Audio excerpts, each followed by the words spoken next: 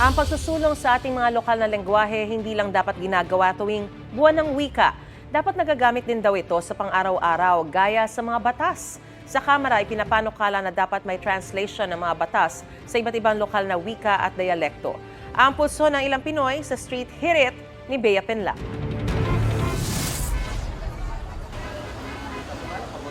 Seryoso at nakakunot ang noo ni Mang Jesus nang tanggapin ang challenge namin na basahin ang bahagi ng batas na ito na nakasulat sa Ingles. Section 21, gusto ano yan? Hindi ko gano'n siya makapaliwanag mo sa akin. Medyo mahirap din. Pangkaraniwang tao, hindi nila gano'n maintindihan ano ba yung ibig sabihin nun. Ang iba namang nakausap namin, todo focus din sa pagbasa at pag-intindi rito. This position I'll confiscate. Nagets naman ng ilan. Yung naintindihan ko is like, yung law po is about sa how they handle yung mga na-confiscate na mga drugs, paraphernalia, and yung nasa list po. Yung iba, aminadong medyo na challenge sa aming challenge. At some point, parang kailangan ko siya ulit basahin ng pangalawang beses kasi parang may mga terms po na hindi ko pa siya masyadong gets or na-absorb.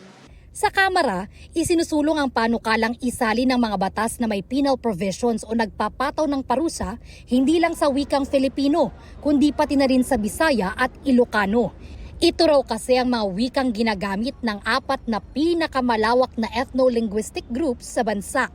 Paliwanag ni Akbayan Party List Representative Chel Jokno, isa sa mga nagsusulong ng panukala, dehado ang mga Pilipinong wala na ngang pera at kakayahan, hindi pa naiintindihan ang batas.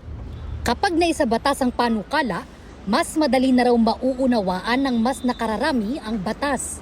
Agree naman ang ilang nakausap namin. Definitely po kailangan kasi po may mga kapwa po tayo Cebuano, Ilocano, or Bisaya na hindi naman po sila English literate. Mas mapapadali po talagang maintindihan nila if it would be masasabi or mababasa nila sa language na naiintindihan nila or mother tongue nila. Hindi lang lamat ng nakakaintindi ng English or Tagalog ng mga nakukumbik, di ba?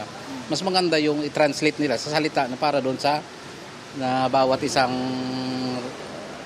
probinsya na maintindihan nila yun. Ito ang unang balita. Bea Penlac para sa GMA Integrated News. Igan, mauna ka sa mga balita, mag-subscribe na sa GMA Integrated News sa YouTube para sa iba't ibang ulat sa ating bansa.